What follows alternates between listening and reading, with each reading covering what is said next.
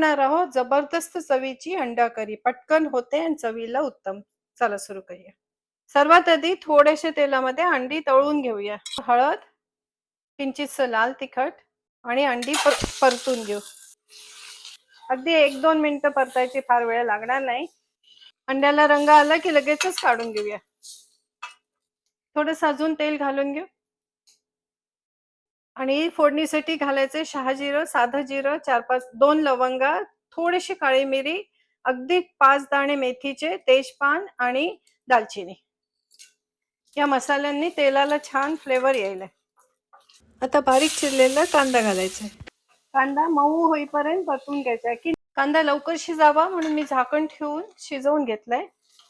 मी ginger गार्लिकची paste आहे नेहमी करून फ्रीजर मध्ये ठेवते आणि वेळ वाचतो माझा. याच्यात एक तुकडा घालूया जिंजर गार्लिकचा पेस्ट, आलं लसणाची पेस्ट. तरी फ्रोझन असल्यामुळे 1-2 मिनिटं लागतील याला शिजायला. सोबत चिरलेला टोमॅटो 1-2 मिनिटं हलवून घेऊ आणि लगेचच झाकण ठेवून टोमॅटो मऊ होईपर्यंत शिजवायचंय. आता गॅस थोडासा बारीक करायचा आणि झाकण ठेवून टोमॅटो मऊ होईपर्यंत शिजवून घेऊ. आता टोमॅटो मसाला शिजतोय तोपर्यंत हे अर्धी वाटी दही घेतलंय. आंबट दही आहे कारण टोमॅटोला फारसा आंबटपणा नाही. याच्यात पाव चमचा अगदी थोडंसं हळद आपण मसाल्यात पण घातली आहे. 1 चमचा भरून लाल मिरची पावडर, ही काश्मीरी चिली आहे त्यामुळे आंबट नाहीये. ऍक्च्युली 1.5 चमचा घालते. त्यानंतर मोठा चमचा भरून धण्याची पूड, 2 चमचे धण्याची पूड आणि अर्धा चमचा मीठ किंवा तुम्ही चवीप्रमाणे घालू शकता.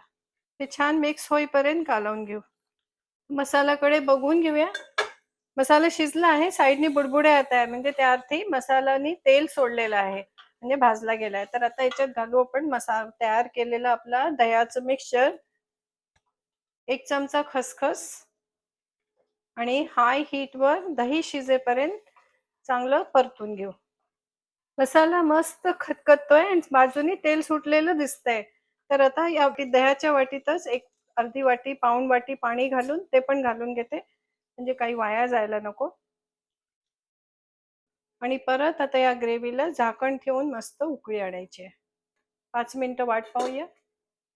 परत ग्रेव्ही चेक करून घेऊ. खूप सुंदर सुगंध येतोय मसाल्याचा. आपली ग्रेव्ही तयार आहे. सिमरिंग होतीये म्हणजे हळूहळू उकळते. आता हे रेडी आहे. ते एक वस्तू राहिली घालायची, अगदी थोडीशी कसुरी मेथी. आपण 2-4 दाणे मेथी दाण्याचे पण घातले होते त्यामुळे जास्ती नाही घालायची. अंडी ऑलरेडी शिजलेली आहेत त्यामुळे शिजवायची गरज नाही. नुसती अशी बाजूनी हळूच सोडली की आपली ग्रेव्ही तयार आहे.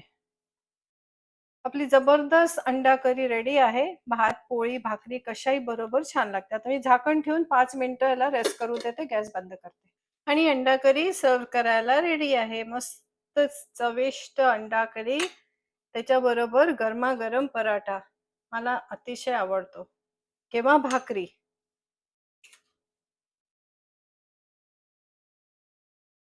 येता का जेवायला?